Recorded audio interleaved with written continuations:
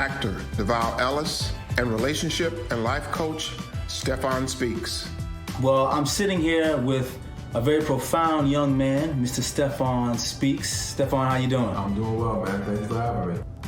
Nah, it's a pleasure, man. I appreciate you and everything that you bring to the culture and to us as black men. You're a great leader, and we appreciate it. So I have a couple questions for you so we can kick things off. Today was about accountability. And I really want to know, how should we as men reinvent ourselves with everything going on in the pandemic? How can we reinvent ourselves to be better spouses, husbands, boyfriends, and better overall leaders in our community? Well, I think, the key is, number one, don't get caught up in the hype of the moment with this pandemic. Don't get caught up in the worry and what we can't do and what's no longer a part of our lives.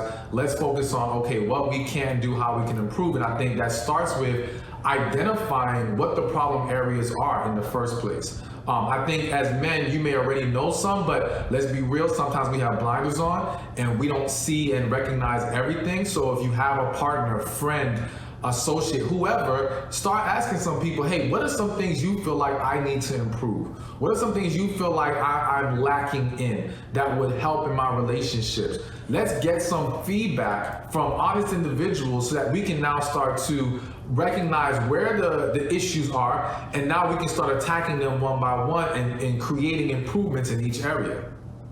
Right. So this is my biggest question, is that people always ask for steps. Because it's easy to say, just be communicate better. How do we go about becoming better? Like, what steps, what actionable items can we tell to men to say, you know what, you want to be a better husband, a better spouse, a better boyfriend? These are the things you can do in order to just be better tomorrow. I think so. I'm a strong believer in structure. All right. I feel like a lot of people struggle in life because they have no structure. And so let's just say, for example, you're going through this pandemic, you're home with your wife more, your girlfriend, whatever the case may be. But because you guys don't have a structure to your life, everything's kind of all over the place. And so sitting down together and saying, all right, we're going to designate this time for time with the kids if we have kids. This time for me and you, whether it be virtual date nights or whatever you want to do, something that just allows you and your partner to bond, but also time for yourself. I think one of the biggest mistakes people make is they don't have a day off. Like you're just living your life, working, family, kids. You give yourself no time to reset and recharge. So first, establishing that structure now lays the foundation for all the other things we can start doing. So now when we start talking about improving our communication, all right, so when we have that me time or that couples time, we can now designate time to talk to each other, learn how to better communicate with each other, because it's all about practice.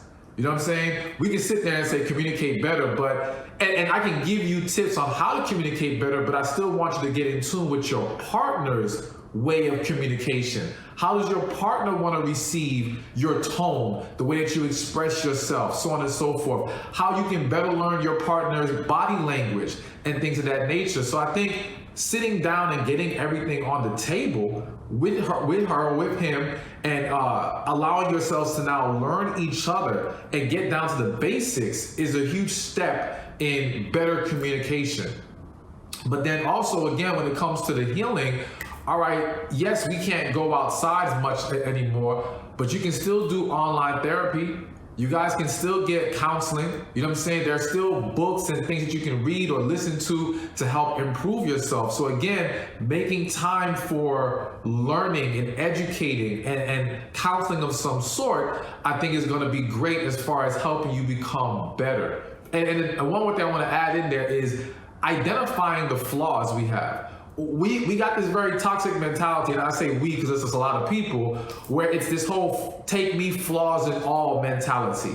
And what we end up doing is we end up giving our partner the worst of us and say, hey, deal with it. If you love me, you should accept all the nonsense I bring to the table and whatever comes with it. But it's like, nah, let's identify the issues and start making those things better. Let's start giving our partners the best of us rather than the worst of us. Let the worst things be, random, rare moments rather than common occurrences.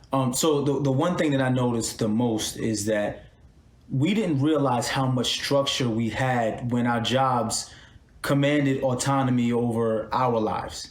You know what I'm saying? So it was like you had to wake up at a particular time. You had to go to sleep at a particular time. You had meetings throughout the day. Plus, you knew when your off days were. So when you were going to work every day, Monday through Friday, you knew that from 9 to 5, it was work time. You knew that after 5 o'clock, it was family time. And you knew that on the weekends, you had an opportunity to focus on the family. What I noticed during the pandemic was when people started to lose their jobs, or even had the ability to work from home, they lost that sense of structure.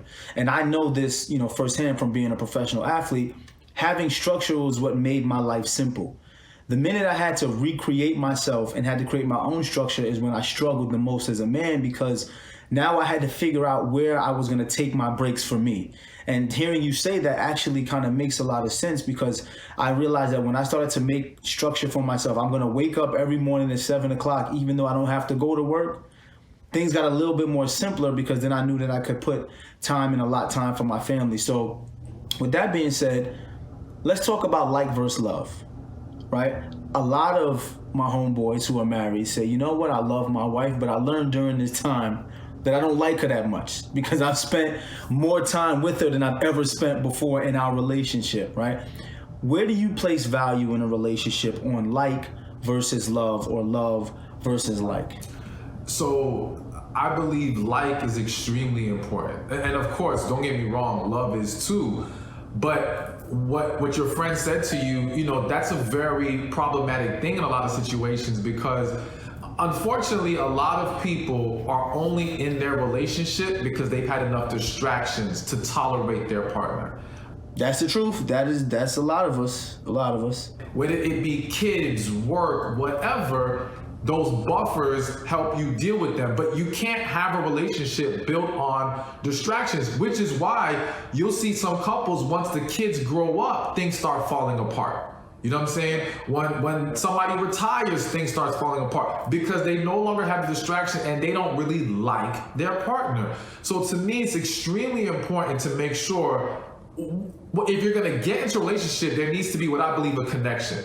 And that connection is something deeper. It's when you enjoy that individual at their core, when you don't need a distraction. Like, one example I give is go on a road trip with somebody, at least 6 hours. You can't be on your phone. You can't do anything else but talk. See if you actually enjoy being with them. No distractions for that long. A lot of people wouldn't make it past an hour, and they don't even realize that. You know what I'm saying? So you really got to make sure you guys enjoy the other individual, because without that, the ability to sustain a relationship over the long term is going to be very difficult. Not to mention, let's be real, when you don't really like someone, it gets harder to pour into them the way that they need. You know what I'm saying? Part of what drives our ability to give that love, which we need, is the fact that we like you like that.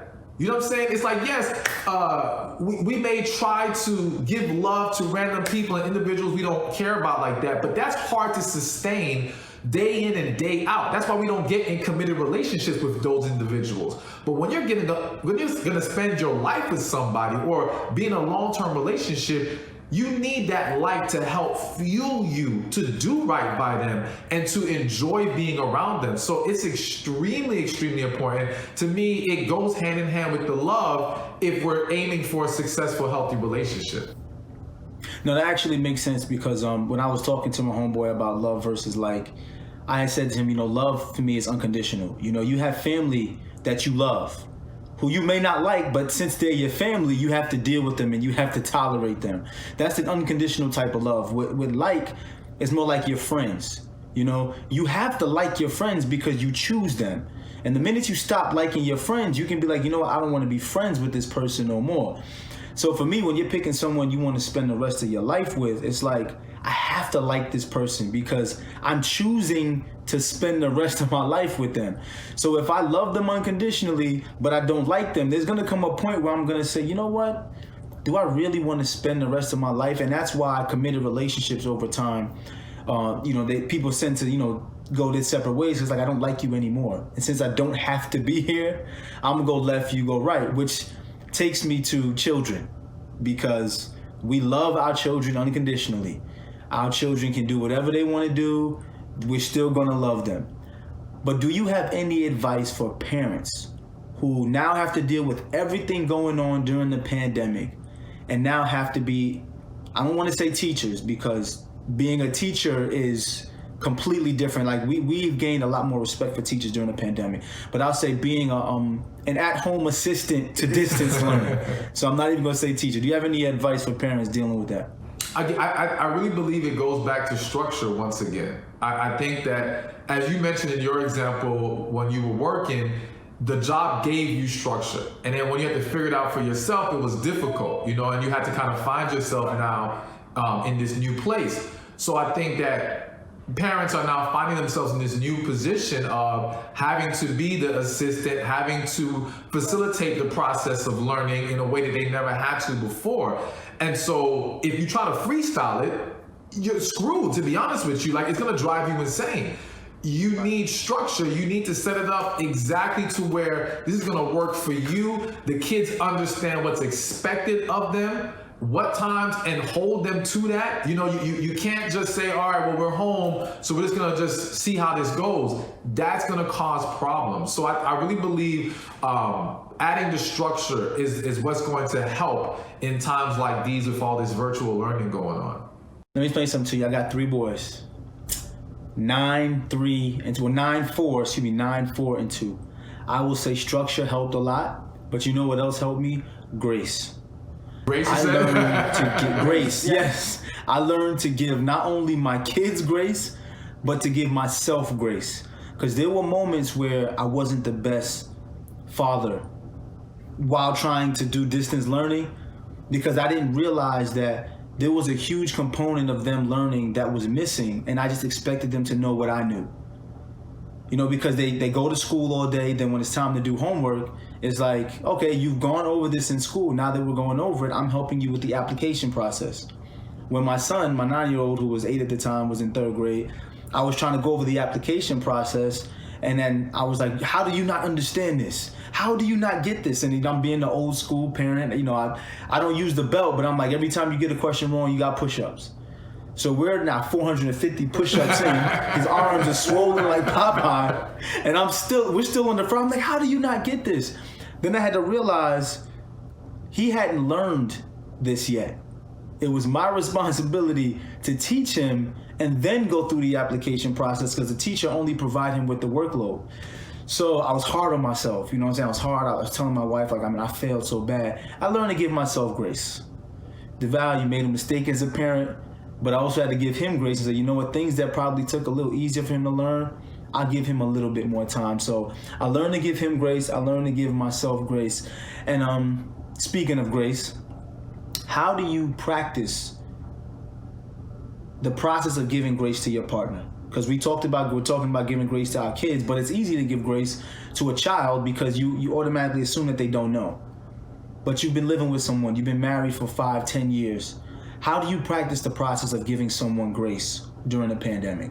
So I believe that the first most important thing is that we have to address and heal from past issues, because giving grace becomes difficult to your partner because a lot of times your partner's not mad at you truly about what happened in this moment. It's a combination of all the other times you did stuff that pissed them off, that, you know, made them feel some kind of way that was never properly addressed. And now we have this moment that's making it worse, and then they just explode. You know what I'm saying? And so you're trying to sometimes argue or address the current issue, but it doesn't connect with them because they're really thinking about all the other stuff.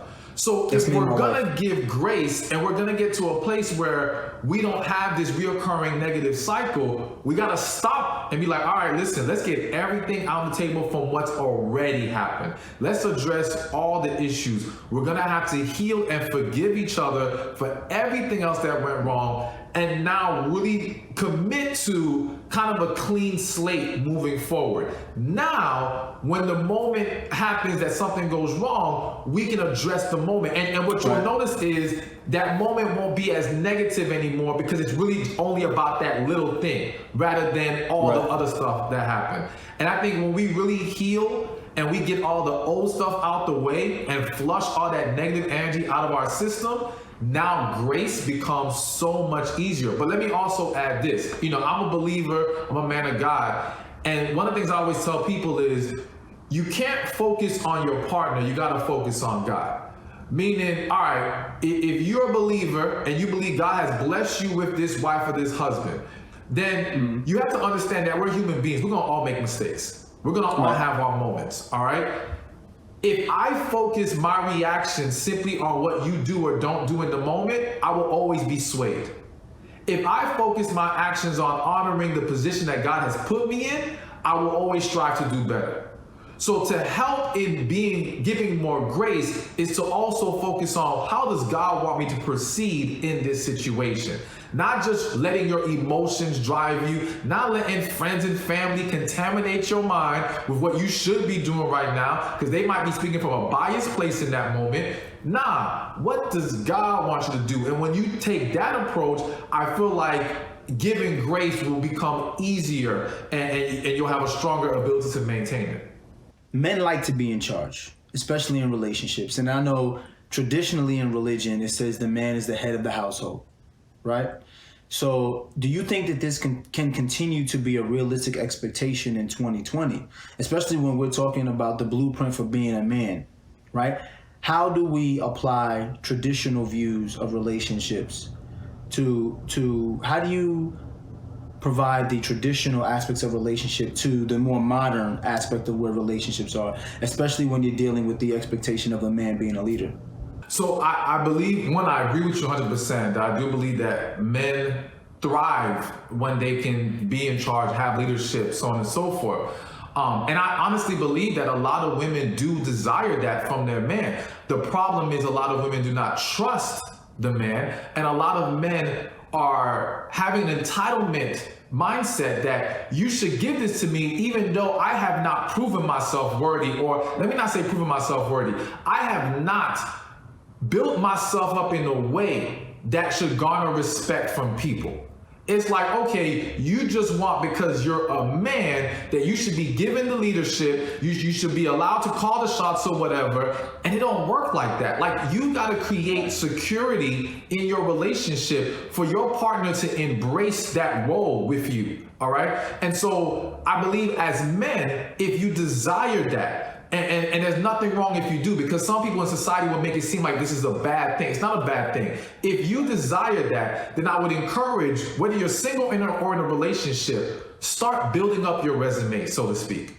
Start giving that woman something to respect, something to believe in. Accomplish something, have a plan, have a vision, show her that you're putting in the work. Do not put the whole burden on her, because you have some situations where men are putting the burden on the woman to lead in certain areas, but then say to her, but no, let me tell you what you need to do here. It don't work like that, bro. Like, you can't just keep putting on her, and then when it's convenient, say, nah, it's for me. I do feel like men have a fiduciary responsibility to protect and provide. I agree. And I'll say that because women have been given the God-given right to be the vessel of life. So that's their responsibility. Like, and it doesn't matter what I feel, I can never be the vessel of life. Which means women need to be protected in all aspects because they are the vessel of life. So I have to provide and I have to protect, right? With that being said, I do feel that men have to do a better job of selecting the type of woman they want to provide and protect for. The same way women have to realize, okay, this might not be the man that I want to have lead me through life or be in a leadership position throughout my life. Men have to decide what type of woman is worth you giving that aspect of your life to. And I think that's where we miss as men, trying to teach other young men how to find that right woman. So what should a man be looking for in the type of woman that you would say, this is my life partner. She deserves to be provided for. She deserves to be protected, and she deserves all of what I'm looking to offer as a man and a husband. Okay. So number one, let me just say, man, I 100% agree with you. I was just telling one of my associates that I feel like men tend to be horrible selectors of wives, horrible selectors of partners, period. And it's because we're not taught correctly what to look for, what to be mindful of. Absolutely, I agree, absolutely. You know what I'm saying? And I also want to throw in that I'm going to give you what I think they need to be looking for, but I want to mention that for any of the men listening, you still have to not ignore or neglect you building yourself up in a way that allows a foundation of respect, love, and something that a woman can really pour into and honor in that way. Because again, you can choose a woman, let's just say right now you haven't gotten anything going in your life, and you come across an amazing girl and you choose her. And in this moment, she is showing you love, respect, honor, all these things. But if you get comfortable and you do not build yourself up as a man in that process, you will lose her respect. You will lose her love. And so now you're going to be back at square one. So always consider that. But now, as far as what to look for, a few things that I've mentioned, I actually just did a podcast with somebody about this. Number one, avoid negative women. Now, some people don't like hearing that, but it is what it is. I am a firm believer that as a man, you cannot tie yourself to a negative woman. That will kill your life. That will derail your purpose. That will do damage in ways you may not even understand. And I think some men, due to growing up in dysfunction, due to their own brokenness, lack of healing, they allow themselves to entertain very negative, toxic women. And you've got to be able to recognize this is unhealthy. Granted, you must make sure you're not engaging in toxic behavior as well. But you cannot tie yourself to a toxic, negative woman. You cannot tie yourself to a woman who, like one man said to me, he married a dream killer. It didn't matter what he said to his wife. Everything was met with resistance, negative outlook, shot down. It was like, yo, he couldn't get anything going. That will destroy a man. That will destroy your confidence. That will destroy your vision. You cannot tie yourself to that. So one, avoid negative women. I feel the need to say this. I'm going to say it. And it kind of goes hand in hand with negative women. Avoid bossy women. All right. Now, I'm going to interject on that real quick because, and I'm going to say this, bro, because people don't like to hear this. We love to hold men accountable and say you have to be a lead. You have to prove that you're a leader first in order to prove that I should submit to you and make you my husband. I feel like it has to be the same thing for women. You can't be negative and you cannot be bossy. My grandmother told me that when I was very, very young. My grandmother said, Devale, you know, I see you love women. You're going to get a wife one day. If you get a bossy wife, your life is over. And I never understood why. I never understood why until I got older. And I had to be in a partnership position because I feel like in my marriage, it's a partnership. Like if you ask, people will say this, who's in charge in your marriage? Depending on who's asking that question, and depending on who's getting the information will tell you a different person. For example, you ask my financial advisor who's in charge of my marriage, they're gonna say, oh, Devale, definitely he's in charge. You ask my doctor, my healthcare professional, who's in charge in this marriage, definitely Kadeem. You know what I'm saying? Because we both have our things that we're really good at and our strengths and what we are really good at putting our foot down on. When it comes to health and wellness and making sure the family is taken care of, my wife is in charge. She say jump, I say how high. When it comes to managing finances and making sure that the wealth is together and we're moving forward in a good collective, she already said, you know what, Devale got it. So I agree with you. Not having a bossy wife or a negative wife will definitely help you, but continue, please. Yeah, so, and let me also, I want the men to understand, you know, when I said earlier about like prove or show your worth, I don't want them to think prove in the sense of I meet a woman and now I have to jump through hoops to show her I am worthy. We don't do that. We don't do that. That's how you get yourself in trouble. In regards to bossy women, yes, you know, I believe what your grandma was trying to warn you about was the fact that, listen, one, you mentioned earlier, men like to be in charge. They like leadership. Men thrive in that. And so if you're dealing with a bossy woman, and I want women who may be watching this to understand, when we say bossy, we don't mean she's running a company. We mean bossy as in overbearing, difficult, trying to control. And so a woman who is trying to control all the time is a woman who has not healed. Plain and simple. You are not a healthy, loving, healed woman and you're bossy. It don't work like that. And so that becomes very insufferable to deal with. And it speaks to other issues that you can't fix as a man. You can't heal that woman. She has to figure out what's going on. You can encourage, you can show love, but you cannot make her be healed. And so you have to avoid that, because again, it will undermine you as a man. It will throw the relationship dynamics off. And then here's the crazy part. If you allow her to boss you around, she might be with you at first, but in time she will lose respect for you. Because that's not what she really, at the core of who she is as a woman, wants. It's what she's doing in the moment to feel safer. You see, the need for control is protection. It's, I am not going to allow myself to be vulnerable to you like that. I'm not going to allow myself to trust and lean on a man like that. So I must call the shots and control how we do things here. All right? But the core of who she is wants to be able to rely on you. The core of who she is wants to have a man she views as masculine so she can be in her feminine. If she has to always be in her masculine, and being bossy is doing that, she will get tired of it. She will lose respect for you. And so if you think you're doing it to appease her and win her over, you will lose her and lose yourself in the process.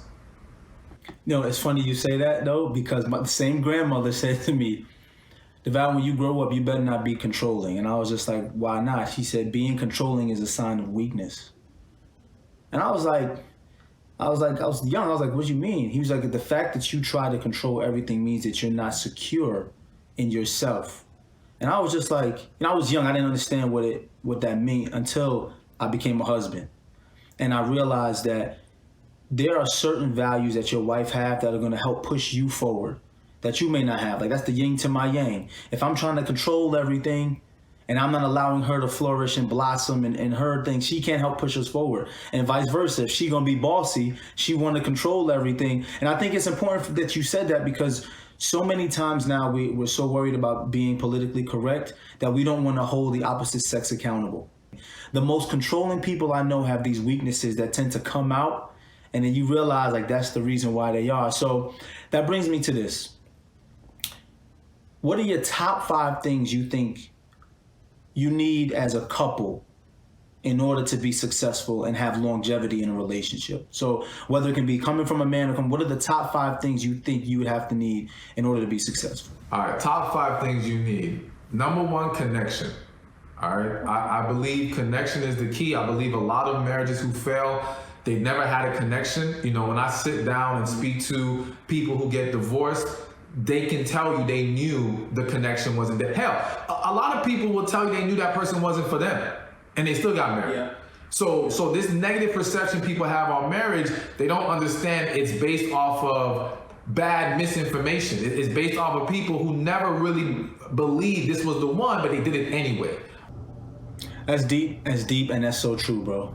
Like, it's and that's deep and it's true, and I think that it goes both ways. Like you were saying, there may be some men who purpose, like, for example, his name is escaping me, but he felt like matter of fact, I have a buddy who played 10 years in the NFL, made a ton of money, retired from the NFL, felt lost, made a ton of money. His wife had 2 master's degrees. She went and got a PhD, ended up opening a bunch of businesses and restaurants. He became more happy helping his wife start her own businesses and move forward than he did ever playing in the NFL. And I asked him, I said, bro, how do he said, bro, I just found my purpose.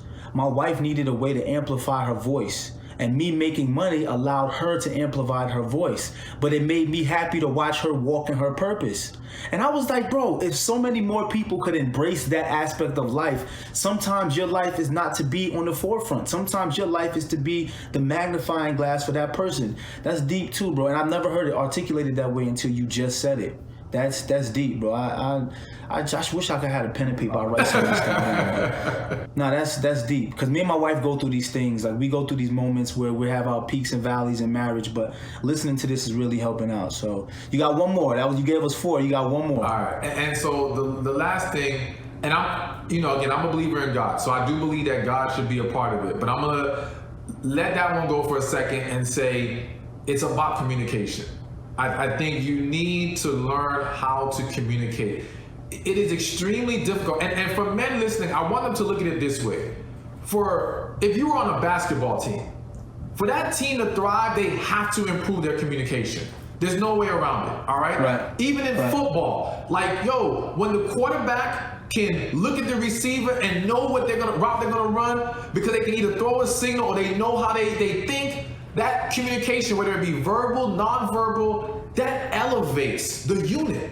And so it is so extremely difficult to have successful relationships of any kind without effective, good, healthy communication. So as men, I really want to encourage them to practice that. Like, practice, whether it be with your homeboys, coworkers, whoever. Learn how to talk to people. Learn how to listen, actively listen to individuals. When you improve yourself in that area, you have set yourself up for greater relationships. And so when you have a man and a woman who know how to communicate with each other, can't nothing get in their way.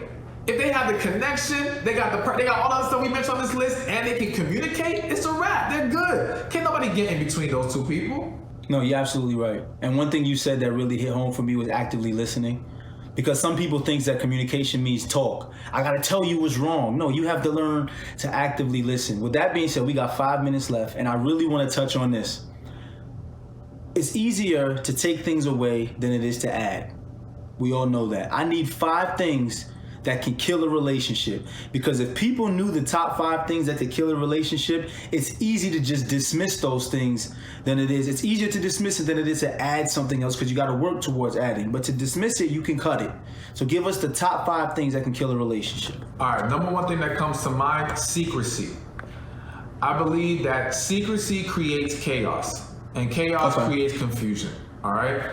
Anytime you allow secrecy to enter into your relationship, granted, if they never find out, you're okay, but let's be real. In most cases, something's gonna come out at some point, all right? Yes, sir. Yes, sir. And a lot of times, it's not even what you didn't want to say that bothers them. It's the fact that you never said it, that you held this back from me all these years. Now I can't trust anything from you. Now I have to wonder, what else are you holding back?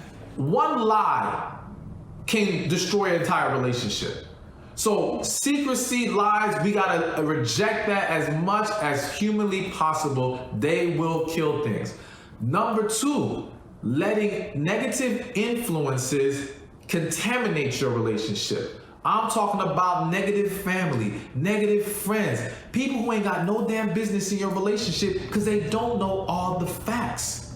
Now, granted, if they're giving loving, with wise counsel, all right? And they always encourage you on how to talk to each other, things of that nature, cool.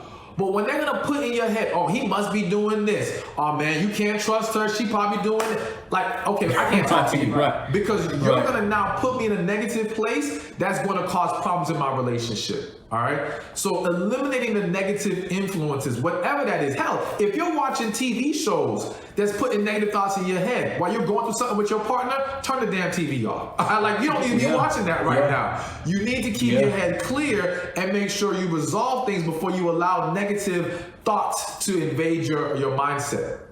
So we got secrecy, we got negative influences. Number 3, I gotta say this. Letting yourself go.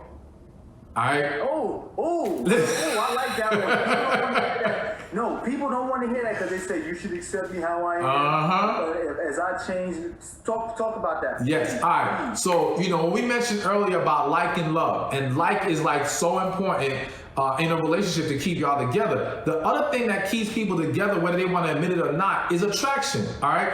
We don't get into romantic, and that's the key, we don't get into romantic relationships without attraction there.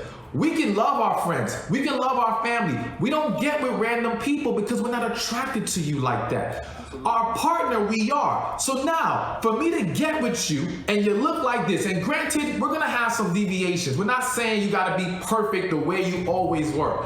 But some people ain't just aging. They're not trying. They transform into somebody completely different. Like, who you look like now, your partner would have never entertained you back then. Never. That's a problem. And you can't say, oh, if you love me, you would accept me. Well, listen, if you love me, you want to do something about it. If you love yourself, you'd want to do something about it. If you know this is affecting our relationship, why would you dismiss it? Because a lot of times now, the resentment in the relationship is not simply that you don't look the same, it's that you don't even give a damn about fixing it. That's true. So you're saying to me, my feelings don't matter to you. My attraction to you doesn't matter. Our lack of intimacy, because let's be real, if the attraction fades, the intimacy starts to fade. Respect starts to fade. Communication starts to go out the window. We cannot keep trying to coddle ourselves with the idea that it's okay to let yourself go and they should be dealing with it no matter what. You gotta have attraction. Bro, that is true. People don't want to hear it. I say it all the time. You're 100% right. Men are definitely guilty of that. Because we already put a higher standard on women to make sure you keep it right and tight for your husband. And then men will let themselves go and like be like, I got boys sometimes, I'm like, bro, you were an elite athlete in college when you met your wife. Look at you. You don't even think about going to the gym now. And he's just like, yeah, man, I let myself go. I'm like, that's not cool. Why? You gonna let your wife go? Your wife? And he's just like, nah, man, she here. I'm like, all right, it's not fair that you do that to her, bro. If talking to a bunch of dudes, man, I'm 36 now. A lot of my boys, we have accountability workout group for all my married boys. You gotta try to look as good as you looked in college. And we openly say, do it for your wife. You want your wife to be intimate. You want her to be into having sex with you, and you got to do it for her, bro. And we do that. So I think it's important you said that. So that's 3. We got secrecy, negative influences, letting yourself go. I need 2 more. All right, 2 more things that will kill a relationship. I think, again, I have to always go back to God. I think not listening to God or not listening to your spirit. Again, I think so many people get themselves in trouble because they allow their emotions to get in the way. They don't go from within. No matter what your spiritual belief is, no matter where you come from, we all have a spirit from within. All right, whether you want to call it Holy Spirit, intuition, third eye, gut instinct, whatever, there is something within you that when we allow ourselves to listen to it, it can guide us correctly. And so learning how to get more in tune with your spirit, including God in the process of relationship, or when you don't do that, that's when I think more problems can occur. Allowing God, allowing spirit to be a factor in your relationship helps to keep you on track, so to speak. So I believe that losing that connection, losing that spiritual foundation, no matter what your belief system is definitely something that can kill a relationship because it can throw things off completely. Great. We got time for 1 more because I'm getting to wrap it up, son. I want to keep Mr. Carr on. I want to keep him on the schedule so you know he's always on the schedule. So we got time for 1 more. All right. And the last thing I'm going to say is what can kill a relationship is when you stop doing what you did to get them. All right. You got to remember that, listen, the game isn't let me just do what's necessary at first, get you, and I get to stop. That's not cool. It don't work like that. It goes back to the whole letting yourself go. Letting yourself go isn't just physical. It's in your behavior, how you talk to your partner. You know what I'm saying? The little things. Continue to do the things that they fell in love with to begin with. When you deviate from that, you deviate too far, you will kill your relationship because those things were a part of what made them embrace you to begin with. So you got to make sure you hold yourself to a standard of, let me continue to do what I used to do. One quick thing, there was a guy, he got married. The woman loved dancing. For the first 2 years, they would go dancing every week or every other week. After 2 years, dude just stopped. No more dancing. The next 5 years of their life, no dancing. Of course, it started with that issue, but now it domino effects to other issues because now she's salty because she ain't going dancing no more. Now she starts to give you an attitude. Now you give her an attitude, and then next thing you know, we got bigger problems. This was a great conversation. I have some personal questions I want to ask. I can't ask on the air, but I'm going to ask in a separate time. Bro, I appreciate you. I think we should do this again at another time. Can you tell everybody where to find you? Yes, you can find me on my website, StephanSpeaks.com, or on Instagram, Twitter, YouTube, Stephan Speaks. That's STEPHAN Speaks. I appreciate you, bro. Mr. Carr, once again, thank you for allowing us to have this conversation on your platform. We appreciate you. Everybody else who's out there, hope you learned a lot. Men, learn to keep each other accountable the same way Stephan just kept me accountable. He got me. I felt like he was speaking directly to me a couple times. I was kind of like, damn. But, make sure we keep each other accountable, man. And thank you for being here with us.